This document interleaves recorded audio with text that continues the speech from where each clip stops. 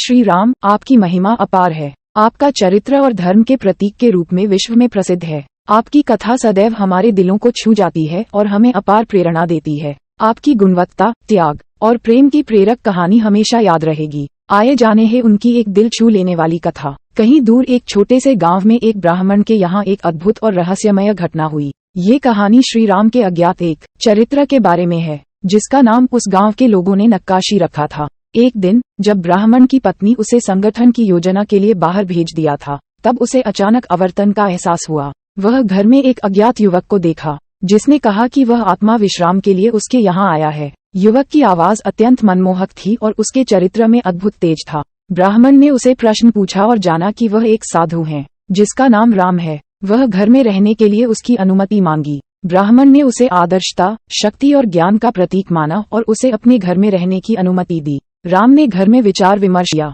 ज्ञान का उपहार दिया और आध्यात्मिक उपदेश दिया। घटना के बाद ब्राह्मण की पत्नी वापस आ गई और उसे चौंकाने वाली घटना के बारे में सुनाई। ब्राह्मण की पत्नी बहुत प्रसन्न हुई और उसने श्री राम को अपने गृहस्थ धर्म का आदर्श माना। ये कहानी हमें ये दिखाती है कि भगवान श्री राम हमारे आसपास सदैव मौजूद हैं और वे अपनी अज्ञात विग्रह में हमें सत्य, धर्म और प्रेम का संदेश देते हैं। हमें उनके दर्शन करके अपने जीवन को धर्मी, सत्यप्रिय और भक्तिपूर्ण बनाना चाहिए।